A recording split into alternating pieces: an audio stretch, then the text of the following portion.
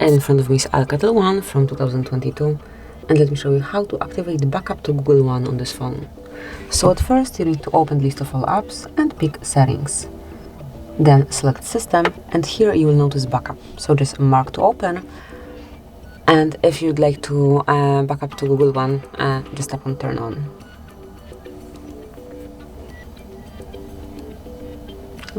And then just click on backup now, and that's it. So from now on your backup will be active, so there's no need to worry about your data, as it is well protected by Google.